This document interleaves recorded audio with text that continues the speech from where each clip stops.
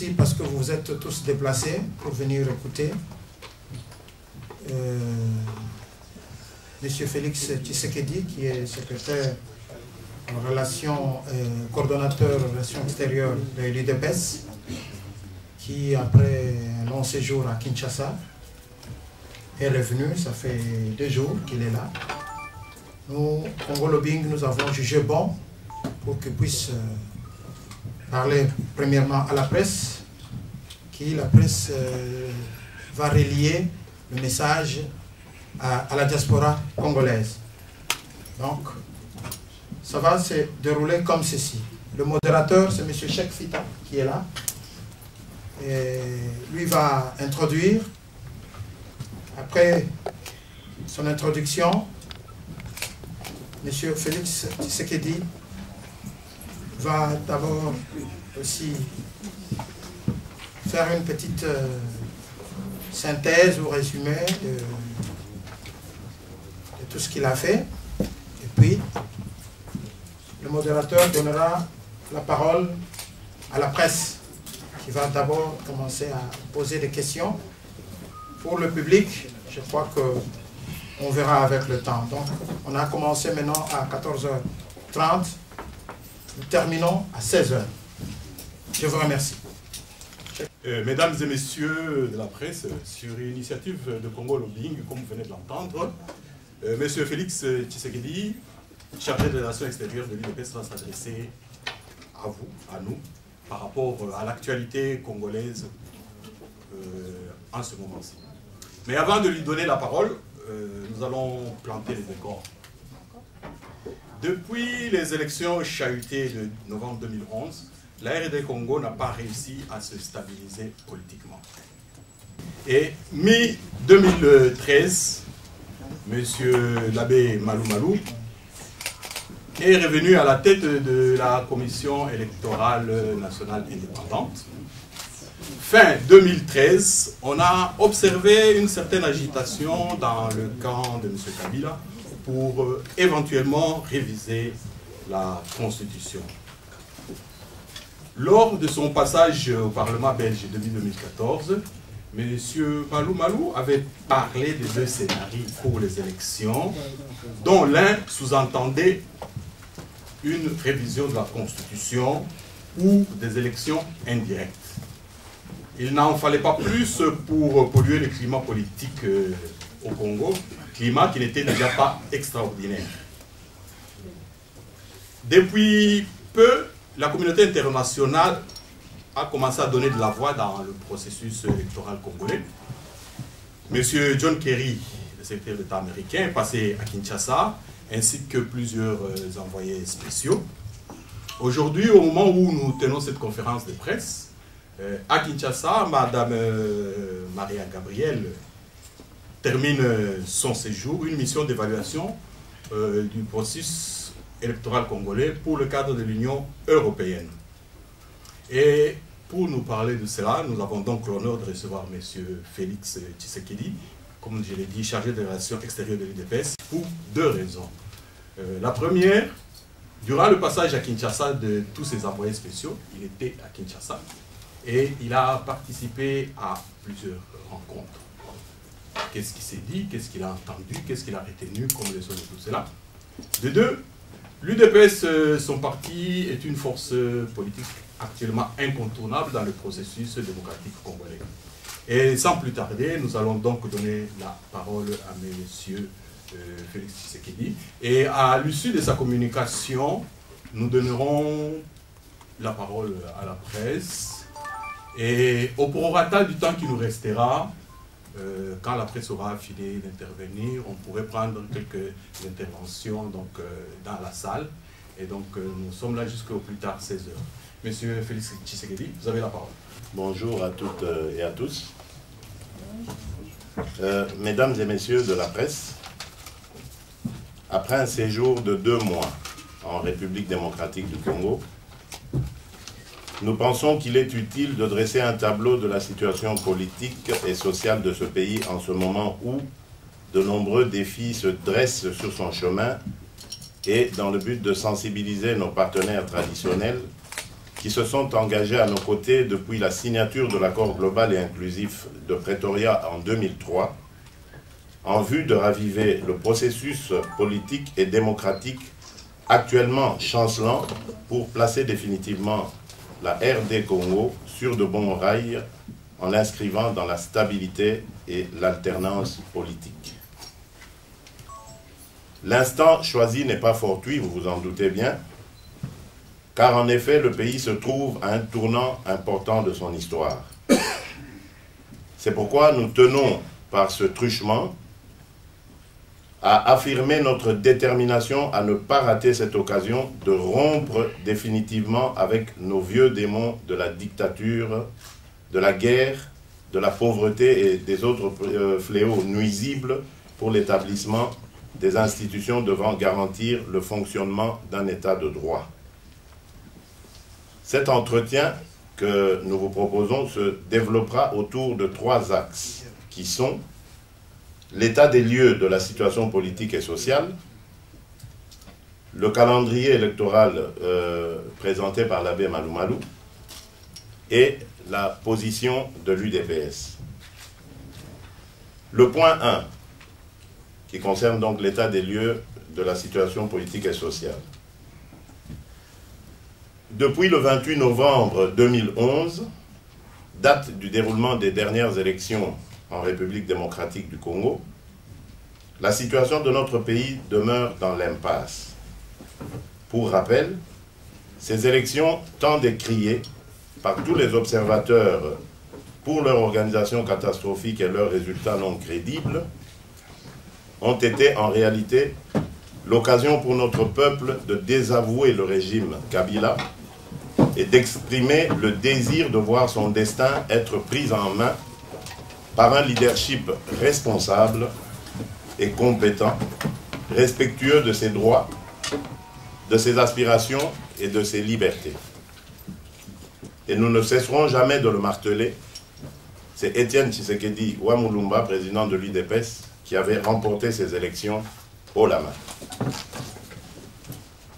Malheureusement, l'imposture s'est imposée à nous par la force des canons, et la frustration s'est depuis lors exacerbée dans le cœur des Congolais.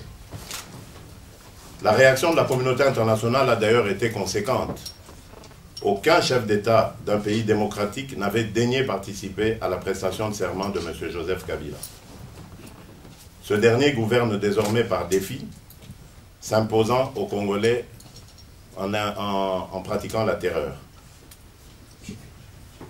Lorsqu'on ajoute à cela une situation sociale de plus en plus précaire, sujette à une corruption endémique et impossible à juguler car provenant du sommet de l'État, nous avons là les ingrédients d'une explosion populaire annoncée, dont l'étincelle sera allumée par la déclaration bientôt de révision constitutionnelle conformément à l'article 218 de la loi fondamentale. Le phénomène dit des refoulés de Brazzaville a favorisé le retour d'éléments incontrôlés de l'ancienne milice du maréchal Mobutu, défaite à l'entrée de l'AFDL en 1997, et des jeunes désœuvrés, communément appelés Koulouna, qui voient là l'occasion de retourner incognito au pays, ce qui risquerait d'aggraver l'insécurité. La croissance tant vantée par le gouvernement n'est que le résultat des transactions dans le secteur minier, dont la manne échappe d'ailleurs en grande partie, 25 milliards par an selon le rapport du patron des patrons, M. Youma, patron de la FEC. Donc la manne échappe en grande partie au budget de l'État, confirmant ainsi le statut d'économie d'enclave qu'il constitue. Les vraies questions à poser sont: combien d'emplois a-t-on créé? Le pouvoir d'achat s'est-il amélioré? Quel est le bilan de l'éducation et de la santé, de la sécurité et de la démocratie? Au point 2, nous avons le calendrier électoral. En date du 26 mai dernier, un calendrier pour la tenue d'élections locales, urbaines et municipales a été présenté à l'opinion tant nationale qu'internationale par M. l'abbé Apollinaire Malou Malou.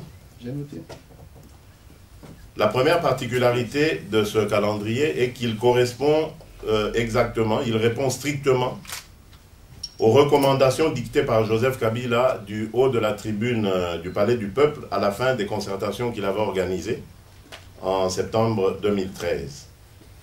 En effet, l'abbé Malou Malou a proposé, exactement comme l'a voulu Joseph Kabila, d'entamer le processus par les élections locales au suffrage indirect, alors que le mandat des sénateurs, députés provinciaux et gouverneurs est arrivé à échéance depuis mars 2012 et consacre en fait leur illégitimité. Donc il y avait plus urgence à organiser plutôt ces élections-là que les autres. La seconde particularité est le fait que le coût exorbitant de ce scrutin, au contour encore flou, parce que le nombre de circonscriptions ne sont pas définis, pas exactement. On parle d'un peu plus de 6500 circonscriptions, alors que pour les élections qu'on a organisées jusqu'à présent, il n'y a que 169 circonscriptions. Donc vous voyez le travail colossal qu'il y a. On parle de groupements litigieux, parce qu'il y a eu, tout au fil du temps de l'histoire, il y a eu, sous le règne de Mobutu, des groupements qui ont été créés, puis ensuite qui ont été défaits par l'AFDL, et puis les guerres qui sont venues diviser le pays ont vu les belligérants imposer d'autres groupements, etc. Donc il y a encore énormément de litiges. Les tribunaux de paix sont inexistants dans ces groupements, parce que ces groupements, selon la loi, devront, en cas de recours, aller saisir les tribunaux de paix qui n'existent pas encore. Donc il y a tout ce travail à faire. Et tout cela ne fait pas reculer le président de la CENI, qui pourtant, en proposant le suffrage indirect selon la volonté de Kabila, manifestait le souci de faire des économies. La troisième particularité est l'absence d'un calendrier global, exigé d'ailleurs par les représentants spéciaux venus effectuer une visite d'évaluation à Kinshasa, ce qui laisse supposer que rien n'est prévu dans le programme de la CENI pour parachever le processus électoral dans le respect du délai constitutionnel, c'est-à-dire avant septembre 2016. De ceux qui précèdent, nous pouvons aisément comprendre que les raisons fallacieuses invoquées par le prêtre de la CENI sont destinées à pérenniser l'imposture qui date de novembre 2011. En effet, M. Malou Malou est l'instrument par lequel le régime kabiliste tente de s'accrocher au pouvoir, ignorant toutes les règles de base des techniques de modification de la Constitution et méprisant tant l'exposé des motifs que le préambule de la loi fondamentale du 18 février 2006. Tout ce tripatouillage démontre à suffisance que l'UDPS et son président avaient eu raison d'exiger en 2005 le respect des prescrits de l'accord global et inclusif de Pretoria, sous peine de biaiser le processus politique en République démocratique du Congo, car les circonstances dans lesquelles s'est déroulé celui-ci, le processus politique donc, était de mauvais augure. Élection frauduleuse, donc je vous fais un petit rappel, élection frauduleuse déjà en 2005, avec à la manœuvre l'abbé Malou Malou, révision constitutionnelle en un temps record en janvier 2011, fraude électorale à très grande échelle en novembre 2011, nouvelle chambre basse évoluant aux côtés d'une chambre haute au mandat dépassé, calendrier inadéquat, fichier électoral jamais audité, serveur central introuvable et tutti quanti. Tant de malversations politiques qui cantonnent ce grand et beau pays au rang de parents pauvres de la démocratie, aux grandes dames de sa population, mais à la grande satisfaction de ses prédateurs. La position de l'UDPS, c'est le point 3. Devant cette chronique d'une catastrophe annoncée, l'UDPS tient à tirer la sonnette d'alarme, comme déjà nous l'avions fait en 2005, à la fin de la transition dite du 1+4, pour sensibiliser la communauté internationale sur son implication dans ce processus qui coûte quand même, disons-le, plus d'1 milliard par an. C'est le budget de la MONUSCO. Les propositions suivantes sont de l'ordre du possible et permettront de baliser le chemin vers des élections apaisées et qui sonneront le départ d'un état de droit et la garantie d'une alternance démocratique. L'UDPS suggère donc 1. Le respect des prescrits tant de la Constitution que de l'accord cadre d'Addis Abeba. 2. Le règlement du contentieux électoral de 2011 par le départ de Joseph Kabila, ce que nous appelons communément l'impérium, le rétablissement de la vérité des urnes, afin de rassurer les électeurs quant à la poursuite d'un processus démocratique crédible. 3. Un calendrier complet détaillant les dates de tous les scrutins. 4. Un audit du fichier électoral et la localisation du serveur central. 5. La désignation d'une personnalité crédible et incontestée à la tête de la CENI. 6. Un consensus sur la poursuite apaisée du processus politique par la tenue d'un dialogue conformément aux recommandations de l'accord cadre d'Addis Abeba. Et enfin, en point 7, la libération des prisonniers politiques, M. Eugène Diomi notamment, M. Bruno Kabachi, secrétaire fédéral de l'UDPS Mbujimayi, M. Fernando Coutinho, emprisonné dans un hôpital, et le respect des libertés, parce que là aussi il faut souligner, depuis la fin de la campagne électorale en 2011, plus aucun meeting politique ou manifestation politique publique n'a été autorisé, et ce, au mépris total de la loi. L'UDPS tient donc à remercier les Nations Unies, par son secrétaire général, M. Ban Ki-moon, le président des États-Unis, M. Barack Obama, l'Union européenne par son président, M. Herman Van Rompuy, et l'Union africaine par sa présidente, Mme Nkosazana Zuma, pour leur implication dans la résolution de la crise qui frappe notre pays, par la désignation des envoyés spéciaux qui ont montré leur détermination à accompagner les Congolais vers la recherche de solutions devant conduire leur pays à la stabilité politique.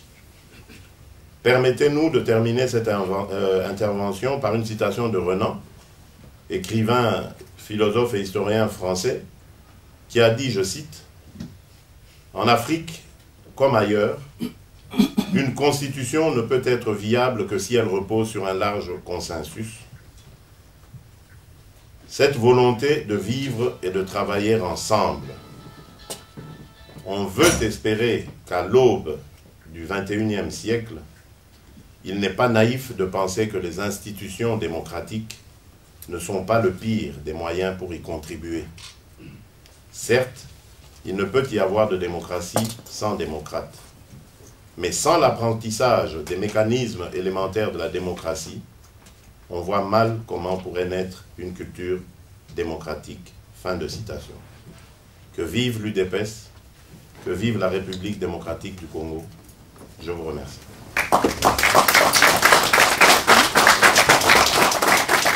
Vous vous présentez, l'organe que vous représentez, et vous posez votre question.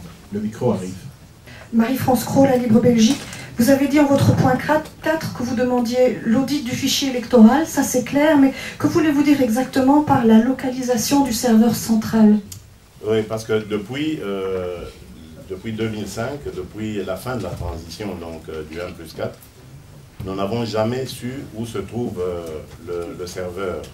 À cette époque, on parlait de sa localisation à l'extérieur du Congo en tout cas. De toutes les manières, nous n'avons jamais reçu de réponse valable à ce sujet. Et les experts en informatique vous le diront, il faut absolument qu'on sache où se trouve le serveur pour le sécuriser et savoir qu'il n'y a pas une deuxième tentative, autre que l'officielle, la plus connue, d'y insérer des chiffres qui sont totalement farfelus. Bonjour. Vous avez dit que vous proposez le départ de Joseph Kabila. Vous proposez à qui? Et qui doit le faire partir? Très bonne question, mais Joseph Kabila, à notre entendement, déjà, il n'est pas à sa place. Il n'a pas gagné les élections de 2011, et aujourd'hui, il est au centre d'une stratégie qui consiste à faire traîner les choses et qui consiste à le maintenir au pouvoir. Et nous disons que ce serait très dangereux à la fois pour la démocratie mais aussi pour la stabilité du pays que ce monsieur reste aux affaires. Étant donné qu'il n'a pas de légitimité, donc ce serait une des solutions au problème du Congo, c'est-à-dire son départ. Bonjour, monsieur Félix-Antoine Tshisekedi, Ramsès Ramazani, Radio Panique 105.4 FM ainsi que Matongé TV. Ma question est celle-ci. En 2006, l'UDPS n'a pas cru bon de participer aux élections.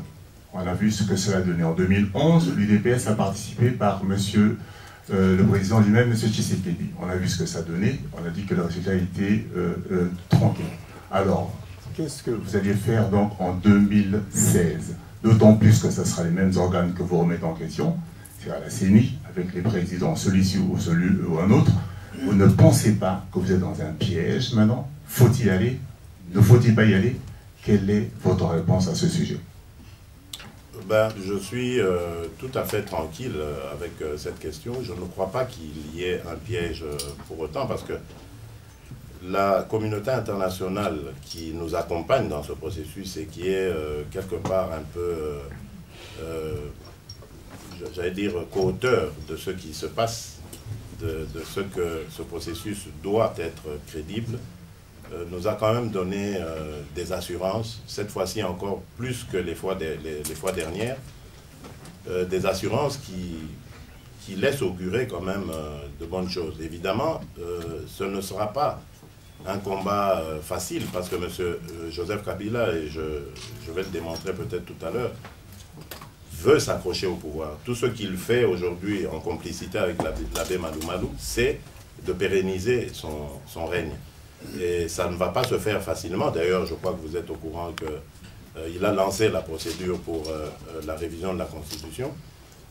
Mais c'est un combat de tous les jours. Et cette fois-ci, nous pensons que la communauté internationale est du côté du peuple congolais, parce qu'elle a émis de manière officielle d'ailleurs ses vœux de voir les choses se passer de manière transparente et en respect total de la Constitution. Donc c'est un combat. Nous n'avons pas peur de le mener. C'est pourquoi d'ailleurs, dans quelques semaines, je retourne au Congo avec les autres forces politiques et sociales. Nous nous sommes convenus d'entamer un mano à mano, si vous voulez, contre le régime de Kabila jusqu'à le faire partir. Oui, bonjour, Gérard Gaudin de l'agence Belga. Je voulais, si je me souviens bien, votre mandat de député, vous aviez été élu en 2011, a été invalidé. Est-ce que vous considérez cette invalidation comme infondée? Est-ce qu'il est possible de la contester, d'une part? Et d'autre part, on a entendu beaucoup de choses à propos d'Albert Moleka. Quel est désormais son statut au sein de l'UDPS ou en dehors? C'est ça, merci. D'abord, à propos de mon mandat de député, je n'ai pas de compte à rendre à ce Parlement, qui est d'ailleurs rempli de plusieurs députés non élus. Et ce n'est pas moi qui le dis. Il y a eu, rien que dans le propre camp de Kabila, 300 plaintes que les uns ont déposées contre les autres, donc entre eux. Donc c'est vous dire que c'est vraiment un ramassis de gens qui sont désignés par la seule volonté de leur chef de file et non pas par la volonté de notre peuple. C'est pourquoi j'avais refusé en son temps d'aller siéger à leur côté. Et depuis lors, évidemment, ils ont fait cette manœuvre, mais je ne me sens pas du tout sanctionné, parce que je continue à bénéficier du soutien de mon électorat et j'espère que j'aurai l'occasion de le prouver à la face du monde lorsque j'effectuerai très bientôt une descente à Mbuji-Mayi. En ce qui concerne M. Albert Moleka, il est toujours de l'UDPS. ça je vous l'informe d'emblée, mais il n'est plus au cabinet parce que tout simplement son temps est arrivé de quitter le cabinet. Je ne vois pas pourquoi je ferais plus de commentaires là-dessus. Il a, je crois, publié une lettre de démission et depuis, il n'est plus au cabinet du président de l'UDPS, mais il reste membre de l'UDPS. Bonjour, Marco Batanga, Radio Radio de Bruxelles. Tout au long de votre séjour à Kinshasa, on vous a vu pas mal de fois avec le leader de l'INC, Vital Kamerhe. Beaucoup aimeraient bien savoir de quoi est-ce qu'il est question par rapport à ce genre de copinage. Merci. Ce n'est pas du copinage. D'abord, pas mal de fois, ça m'étonne. On nous a vu une fois, lorsque nous avons lu une déclaration politique commune en réaction aux menaces à peine voilées de Joseph Kabila, qui avait sommé, ou tenté de sommer, parce que ça n'a pas été du tout suivi, le représentant spécial, parce que c'est de lui qu'il s'agissait, c'est lui qui avait organisé la fameuse table ronde avec les partis politiques, et avait tenté de sommer de faire cesser cela, enfin sommer d'arrêter ces tractations. Nous lui répondions, parce qu'il avait aussi insulté nos compatriotes, que nous appelons communément les combattants, en les comparant à des terroristes et en exigeant aux 4 pays que sont la Belgique, la France, la Grande-Bretagne et les États-Unis de les expulser. Donc vous comprenez bien que c'est évidemment dans le but de les emprisonner ou de les torturer à leur retour à Kinshasa. Donc c'était une réaction par rapport à ça, par rapport aussi au contact que nous avions eu avec les envoyés spéciaux. Et comme tout cela s'est passé ensemble, nous avions été invités ensemble. Il était donc normal que nous réagissions ensemble pour expliquer à l'opinion les tenants et les aboutissants de ces rencontres, de ces discussions qui ont eu lieu avec les représentants spéciaux. Voilà. Mais je vous rassure tout de suite, enfin je précise plutôt tout de suite, il n'y a pas d'alliance politique ni de plateforme quelconque qui a été formée ou publiée. Micro du pasteur Boubon. Kabila est sous pression. La communauté internationale ne veut plus que Kabila brigue le 3e mandat. Une question qui se pose dans la diaspora ou partout au Congo, je crois, c'est est-ce que Félix Tshisekedi serait candidat présidentiel 2016? Dieu seul sait. Je crois que nous avons un excellent candidat qui a démontré en 2011 qu'il pouvait, sans moyens, sans accompagnement, sans coalition, j'allais dire, qu'il pouvait faire gagner le parti qui est l'UDPS. Donc, je crois qu'il n'y a aucune raison jusque-là de le changer. Nous avons le meilleur candidat qui soit à l'UDPS, en Étienne Tshisekedi, et je crois que jusque-là, si Dieu lui prête vie et santé, ce sera notre candidat en 2016. Le problème de Félix Tshisekedi se posera un jour, sûrement, parce qu'Étienne Tshisekedi n'est pas éternel, mais ce jour-là, revenez me poser la question et je vous répondrai.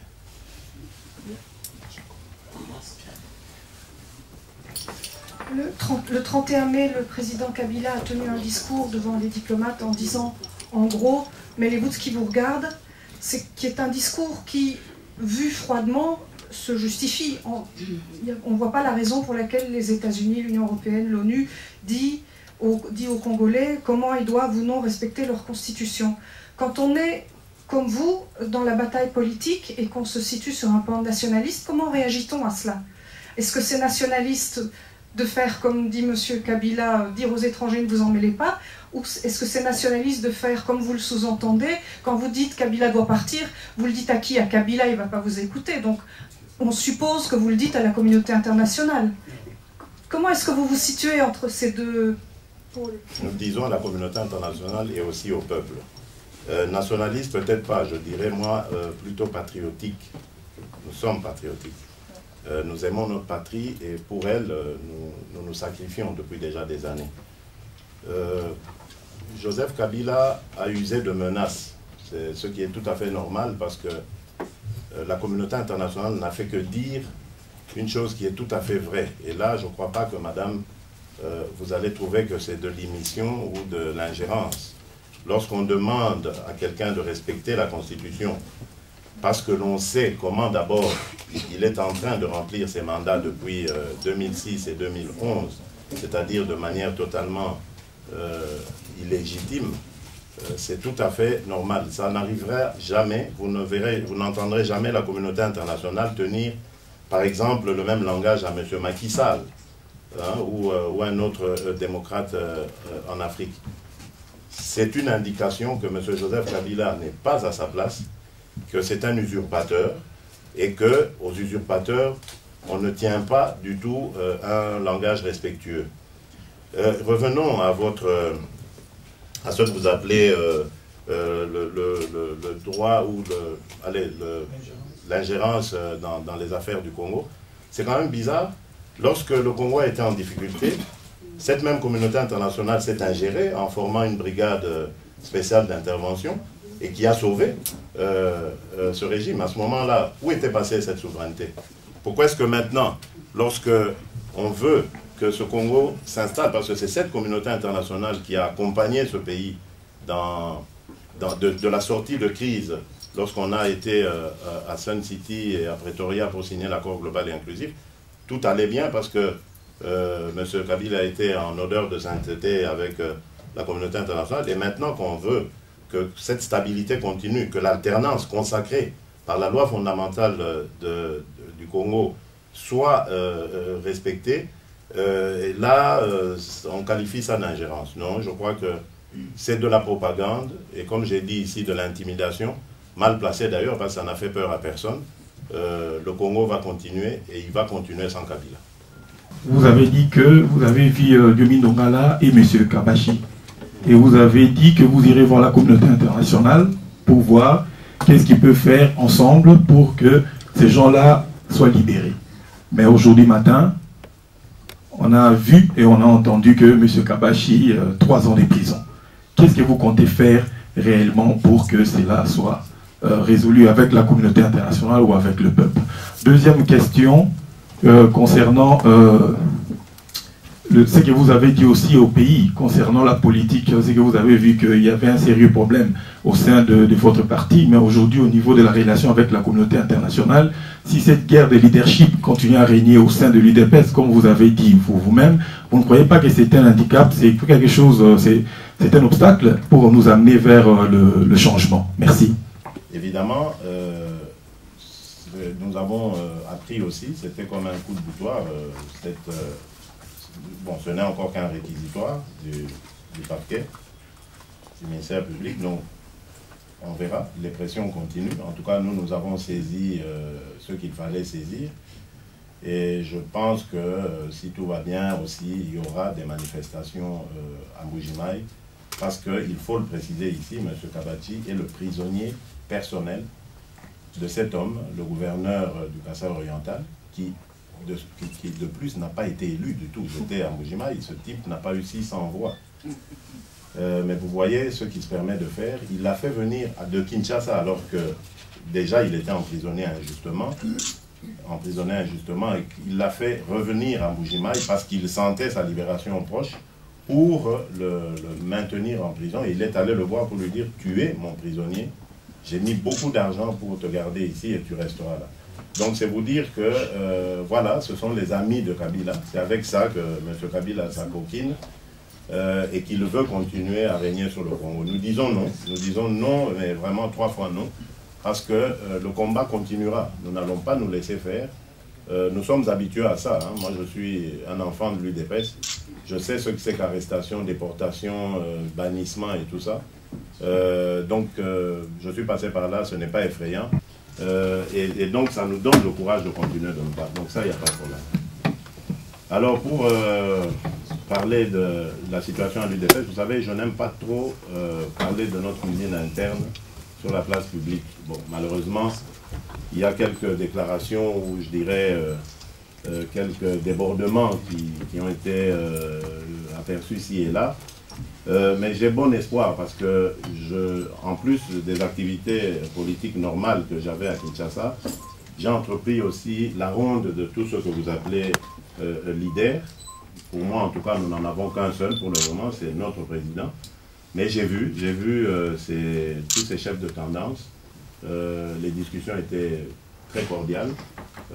Et donc, je dis l'espoir est permis parce que l'objet de toutes ces visites, de toutes ces rencontres avec eux, c'était de leur dire, faire passer le message d'unité.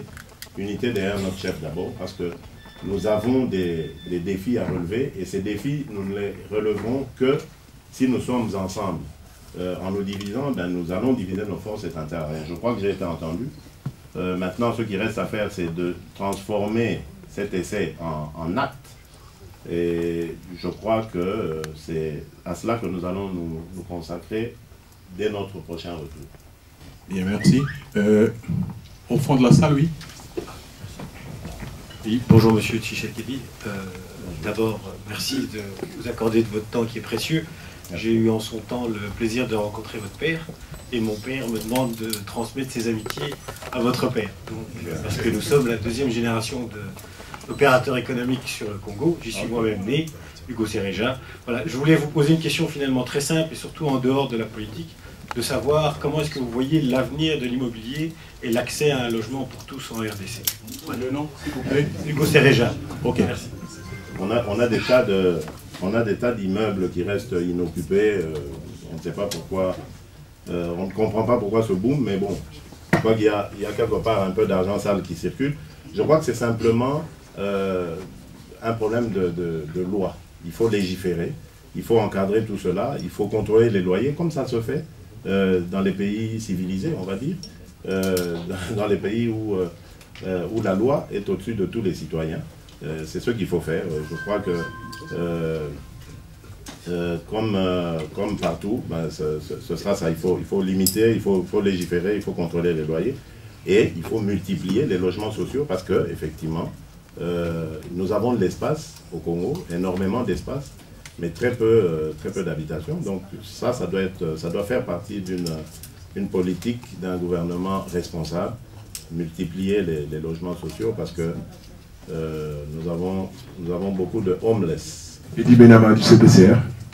Juste une question. Lors du point 3 de votre intervention, vous avez parlé de la position de l'UDPS. Vous avez parlé de la recherche de l'impérium, donc de la vérité des urnes.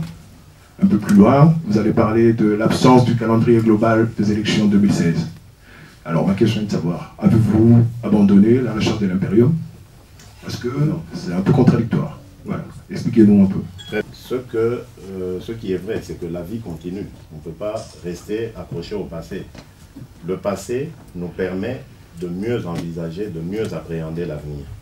C'est pour ça que nous revenons incessamment à ce contentieux électoral qui doit nécessairement être vidé. S'il n'est pas vidé, nous ne saurons pas dire à notre peuple que cette fois-ci les choses évoluent, les choses sont en passe d'être de mieux se passer. Nous ne saurons pas le dire à notre peuple, nous ne saurons pas le mobiliser pour aller aux élections parce que les gens aujourd'hui n'y croient pas. En 2011, ils avaient parcouru des centaines de kilomètres parfois pour aller voter. Ils ont cherché comment mettre leur bulletin dans les urnes. Tout cet effort a été découragé par le hold-up électoral. Donc il est nécessaire qu'on clarifie cette situation. Et nous, à l'UDPS, nous savons que Kabila a volé la victoire d'Étienne Tshisekedi et ça passe par le fait de rétablir cette vérité pour que le processus continue normalement. Maintenant, lorsque nous récupérons notre impérium, nous n'allons pas nous imposer pendant 5 ans forcément, mais nous ouvrirons des discussions pour qu'on statue, si vous voulez, sur les 2 ans et demi maintenant d'imposture. Donc qu'est-ce qu'on fait de ces 2 ans? On continue pendant 2 ans et demi ou on commence notre mandat de 5 ans ben ça fait l'objet de discussions politiques.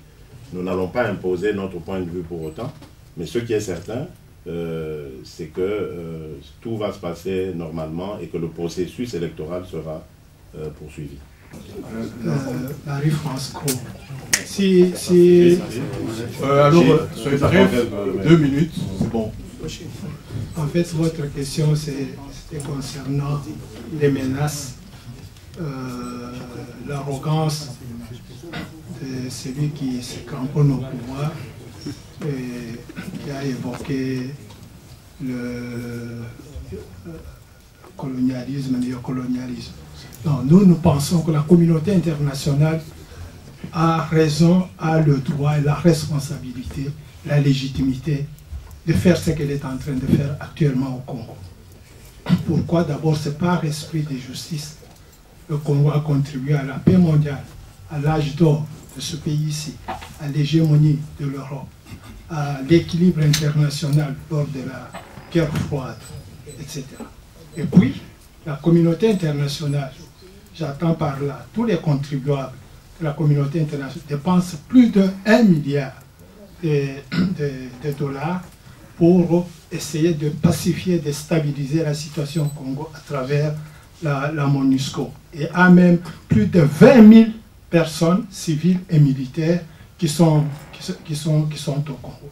La paix au Congo, la stabilité au Congo servira vraiment non seulement au peuple congolais, mais aussi à toute la communauté internationale et à relever les défis, les enjeux auxquels l'humanité est confrontée aujourd'hui. Donc nous applaudissons la communauté internationale donc dans ce qu'elle est en train de faire, spécialement actuellement au Congo.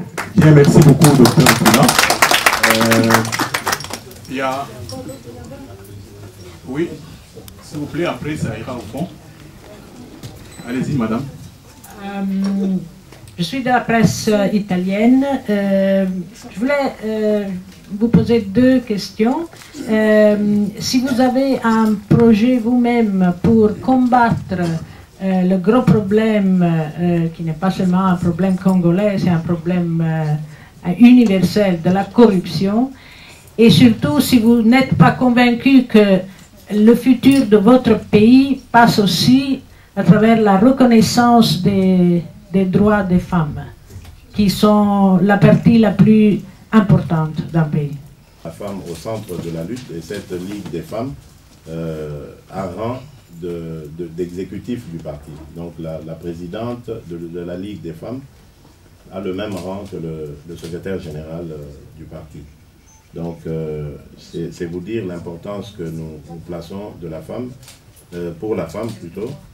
Mais vous devez savoir aussi qu'il y a de sérieux problèmes au Congo, des problèmes d'éducation, des problèmes de culture. Parce que dans certaines de nos contrées, la femme est encore, je dirais, une servante. On l'utilise encore comme mère au foyer. Elle n'a pas droit d'accès à l'éducation. À l'âge de 14 ans, on la donne déjà en mariage. Elle va déjà fonder un foyer.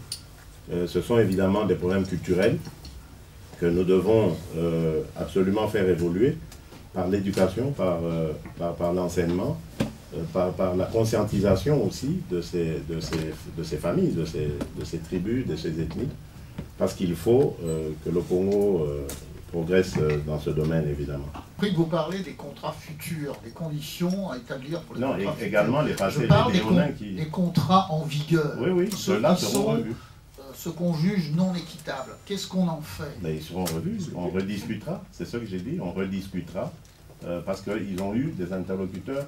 Vous n'allez pas demander à un investisseur qui est déjà demandeur de quelque chose, de dire la justice ou la loi. Il parle avec celui qui est en face de lui, et bon, le reste, c'est plus son problème. Donc nous rediscuterons cela, et nous les rendrons équitables. Bien, nous allons prendre 2 questions, après on pourra continuer autour d'un verre.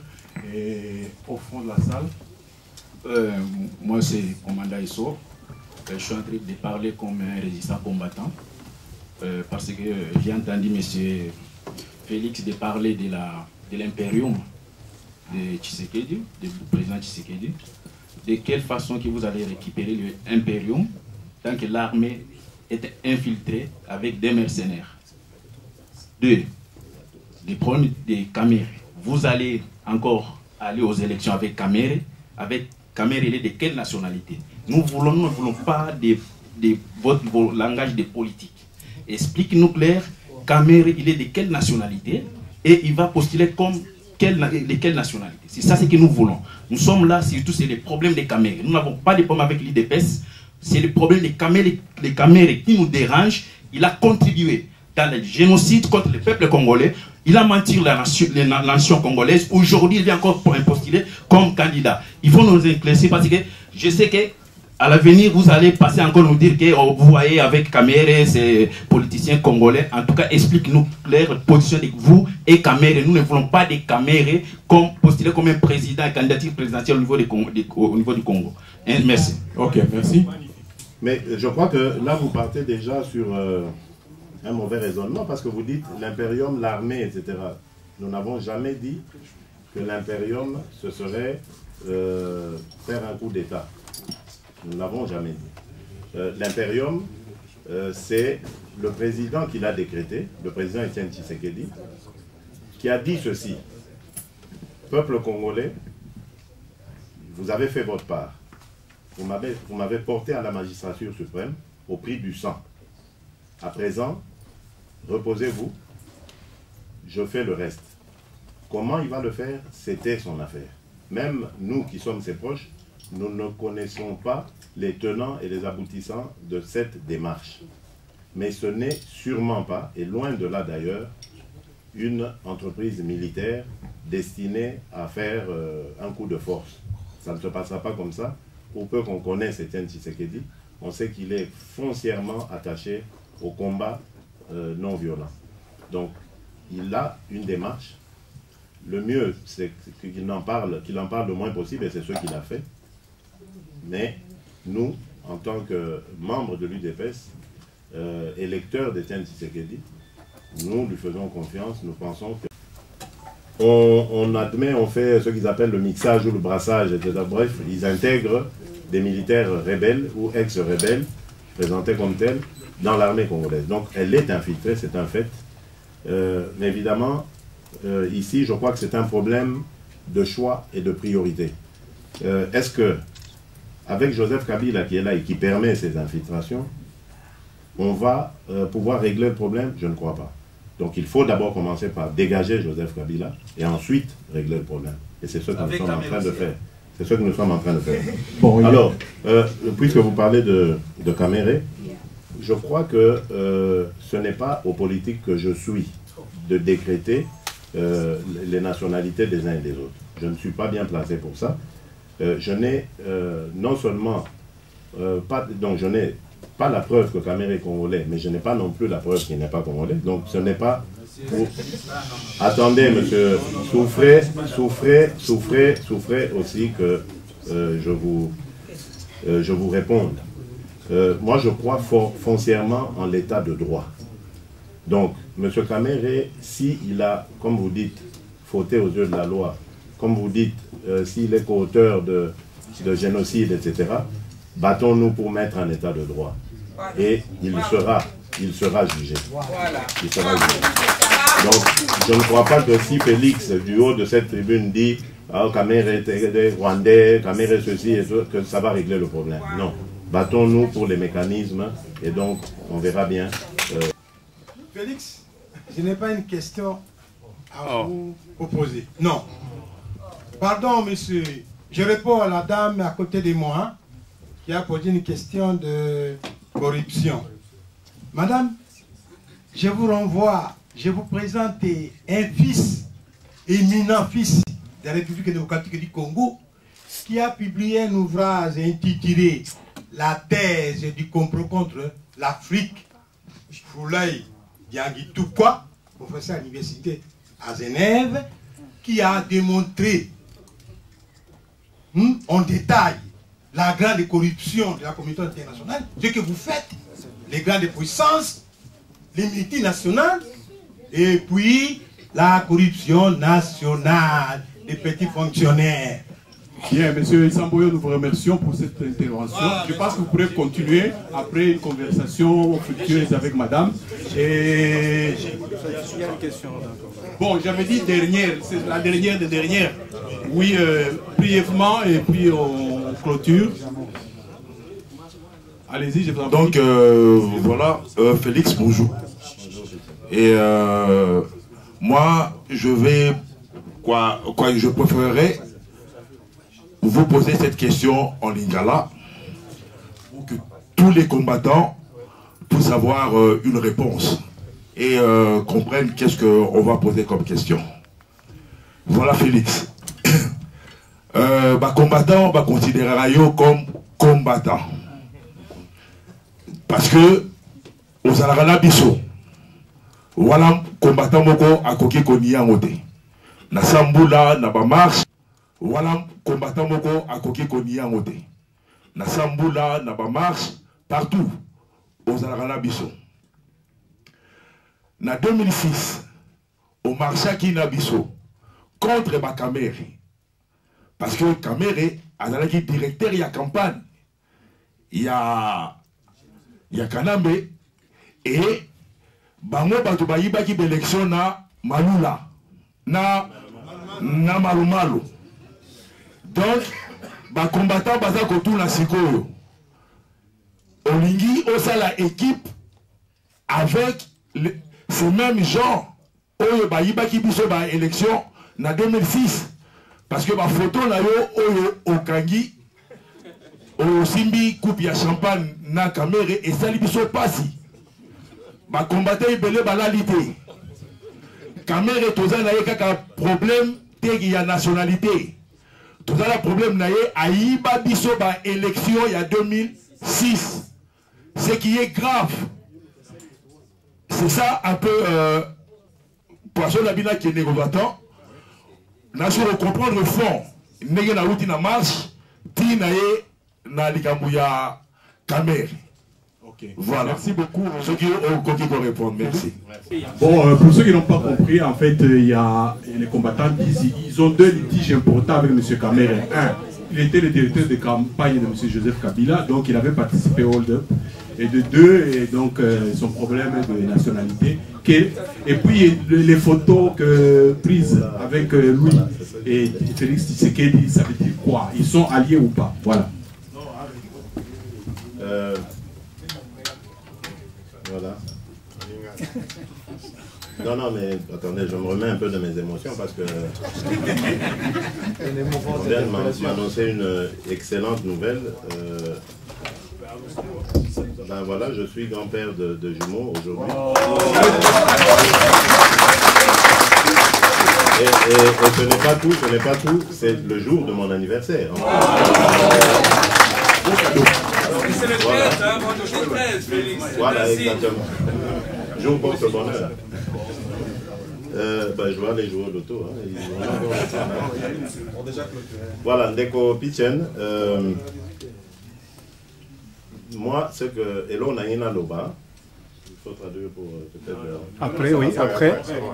Elo Nangina Loba, Ezali, ce que j'ai dit tout à l'heure, c'est vrai, Naza combattant d'un côté, mais côté Moussous, on a comme un rappel politique.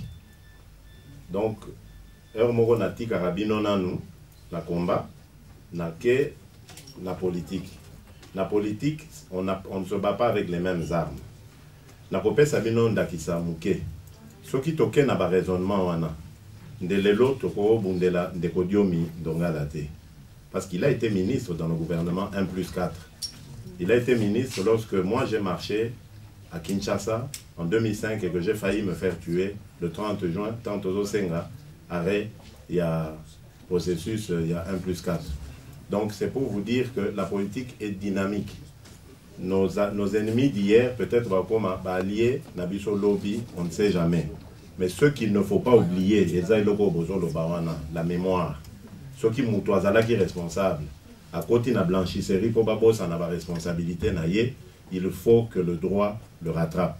Je ne suis pas ici un procureur pour relancer la poursuite contre Vital Kamerhe, mais si Vital Kamerhe a fauté contre la République, contre le peuple congolais, je crois qu'il est obligatoire qu'il rende des comptes. Donc, voilà. Pas d'alliance avec Kamerhe, pas du tout. Mais l'UDPS... La réponse, s'il vous plaît. L'UDPS n'a fait aucune alliance et l'UDPS n'en fera pas du tout. Pas seulement avec Kamerhe, mais avec tout, on n'a fait aucune alliance. Ok. Bon, je remercie la presse, je remercie l'assistance. Maître, nous vous avons vu dans cette conférence tenue par Félix Antoine Tshisekedi. Oui. Nous voyons bien que vous êtes dans l'organisation. Pourquoi avoir organisé cette conférence en ce moment? En ce moment, déjà parce que c'est un homme politique, comme il a dit. C'est un politique qui vient droit de Kinshasa. Il était allé, et je vous avoue, je vous le dis ici, qu'il était allé pour une mission précise, pour régler certaines choses dans le parti. Mais il s'est retrouvé à Kinshasa finalement à jouer un autre rôle. Il s'est imposé comme un leader naturel dans le milieu de l'opposition. Vous l'avez vu un peu partout, d'ailleurs, ce qui a un peu fâché les combattants, avec toujours entouré d'autres hommes politiques congolais qui étaient comme un peu à court d'inspiration. Alors, il arrive là, subitement, les invitations commencent à fuser dans les chancelleries et tout ça. Donc, on a compris que c'est quelqu'un qui s'impose naturellement dans le milieu. Alors, de son retour, on s'est dit, pourquoi ne pas capitaliser son retour? Pourquoi ne pas qu'il s'adresse à la diaspora? Parce que on avait besoin également de comprendre ce qui s'est dit, quelle est son impression, parce qu'il a quand même vu des gens assez importants qui s'intéressent au Congo et qui, malheureusement ou heureusement, ont un mot à dire sur le Congo. Voilà. Et on peut dire que Félix Antoine Tshisekedi se présenterait comme une relève? Mais écoutez, si vous regardez le magazine Jeune Afrique de cette semaine, il y a un titre qui parle spécialement de lui. Bon, il y a une partie de l'article qui le critique, et puis il y a une seconde partie où on a interviewé des poids lourds de l'UDPS qui disent, dont Moubak et l'ex-directeur du cabinet de M. Tshisekedi, le bâtonnier Mukendi, qui disent c'est un enfant que nous avons vu grandir dans l'UDPS, donc il ne serait pas anormal qu'un jour il se présente. Donc il n'a pas été parachuté, il a grandi dans le combat. Donc qu'il se présente, moi je ne serais pas choqué, et d'ailleurs je veux le soutenir. Donc on peut imaginer que Félix Tshisekedi puisse être parmi les candidats aux prochaines échéances électorales à la présidentielle au Congo? Il a l'âge pour, il a été rodé dans le parti, il a les capacités intellectuelles, vous avez vu comment il s'exprime avec éloquence, très calmement, très posément, ce que M. Kabila ne sait pas faire jusqu'aujourd'hui, en 12 ans de pouvoir, avec tous les moyens qu'il a, il n'a même pas su se faire entourer d'instituteurs, de gens pour lui apprendre à communiquer. Donc pourquoi ne pas? Et puis c'est un monsieur qui est sans tâche, c'est-à-dire qu'il n'a aucun passé lourd ou aucun passé compromettant au Congo. Il n'a jamais géré même la moindre commune au Congo. Alors si on veut un nouveau départ au Congo, il vaut mieux prendre quelqu'un de vierge et qui n'a aucun passé. Et à propos de Congo Lobbying, quel est votre rôle? On vous a vu d'ailleurs justement lors de la campagne de son père, Étienne Tshisekedi, et on vous voit encore aujourd'hui. Quel est le rôle d'arrière-plan de Congo Lobbying dans la manière d'asseoir la démocratie dans le Congo démocratique? Non, Congo Lobbying n'a rien à voir avec la campagne de M. Étienne Tshisekedi, parce que là nous étions avec certains amis, Tshisekedi for President. C'était pour un objectif bien précis, d'ailleurs nos statuts le disaient, et au moment où je vous parle, l'ASBL n'existe plus légalement. Là, c'est au sortir des élections en 2011, le sentiment d'injustice, de colère, de révolte nous a poussé à faire du lobbying pour vendre un peu, bon pas vendre, mais pour parler de la situation du Congo. C'est ainsi que nous avons invité Charles Onana, nous avons invité plusieurs personnes, et on invitera encore, je crois que le mois prochain et pendant les vacances, il y a quelques auteurs, écrivains qui arrivent encore, qui ont écrit sur le Congo. En fait, tout ce qui touche au Congo, tous ceux qui parlent du Congo, tous ceux qui ont écrit sur le Congo, nous on les invite pour vendre l'image du Congo, pour ne pas que le Congo tombe dans les oubliettes. Voilà, le rôle de Congo Lobbying actuellement. Donc c'est pas Tshisekedi for President. Voilà, rien à voir. Merci beaucoup parce qu'on vous voit quand même dans toute cette mouvance-là et on comprend que vous avez plusieurs casquettes. Mais on en a marre de la situation du pays, vous savez. Hein. On n'est pas mieux que chez soi. On est là, on a étudié ici, on travaille ici. À un moment, on se dit, mais il faut... On a un pays riche, on a un pays béni. À un moment, on a envie de rentrer. Mais alors, quand on a des gens, des imposteurs qui sont là, qui s'accrochent au pouvoir depuis 12 ans, et ça ne permet pas à d'autres personnes comme nous qui avons étudié, et beaucoup d'autres qui ont des compétences, il n'y a pas que les études, il y a beaucoup de gens qui ont fait toute une série d'affaires ici. Il y en a de l'expérience professionnelle dans tous les domaines. À un moment donné, on a ce besoin de rentrer et de mettre ça au profit de notre pays. Nous avons grandi là et nous voulons travailler pour ce pays-là. Mais il y a des gens qui nous empêchent de rentrer parce qu'ils veulent bouffer l'argent, toutes les richesses du Congo, se partager et nous laisser à l'extérieur. On vous a suivi tout à l'heure. Nous voudrions tout simplement savoir si vous pensez que si toutes les conditions sont réunies, vous pourrez être candidat aux prochaines échéances en République démocratique du Congo à la présidentielle. Moi, personnellement? Oui, vous, personnellement.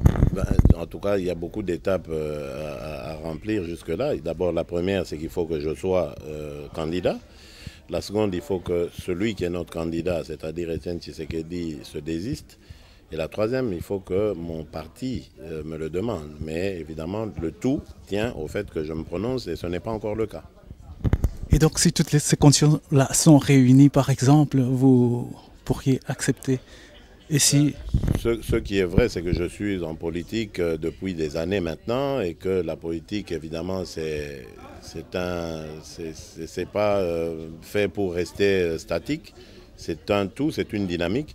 Peut-être qu'un jour, oui, il me naîtra des ambitions présidentielles, mais pour le moment, je dis, je sers mon parti là où je suis et surtout, je sers la cause de mon président, Etienne Tshisekedi. Les Congolais voudraient avoir des éclaircissements par rapport concernant les élus de l'UDPS qui ont été élus au Parlement. Qu'en est-il aujourd'hui?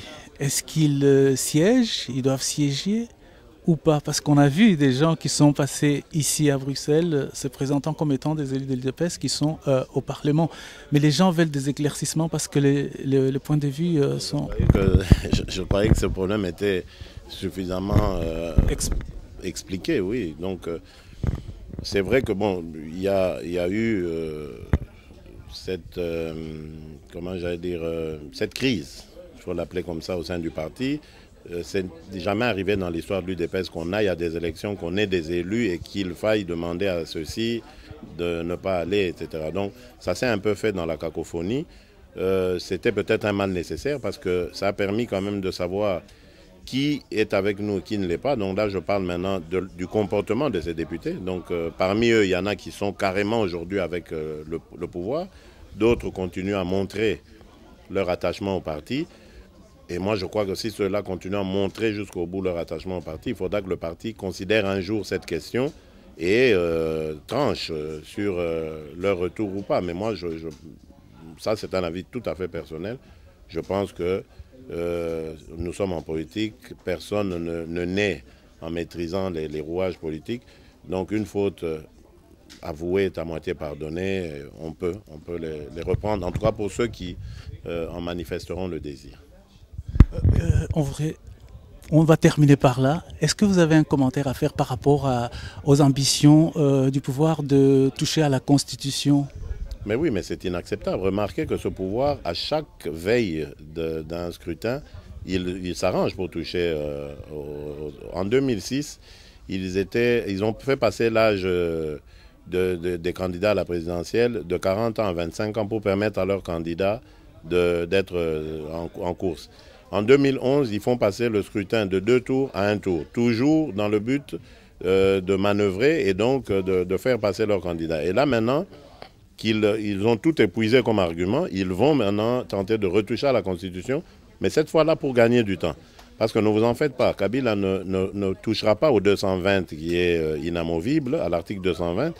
Il va jouer ou chipoter sur les articles qui définissent l'organisation des élections locales, urbaines et municipales pour en fait gagner du temps. Son but, c'est de passer le cap de 2016. Et après 2016, tout le monde sait que l'administration Obama ne sera plus aux affaires. Et lui, il espère une autre administration qui mettra du temps à comprendre les problèmes du Congo, etc. Et donc, il lui laissera le loisir de remplir encore une autre ou un autre mandat supplémentaire. Donc, nous disons non, ça suffit, parce qu'il n'est déjà pas à sa place maintenant. Donc, il ne peut pas continuer à se moquer ainsi du peuple congolais. Merci beaucoup, Félix. Merci.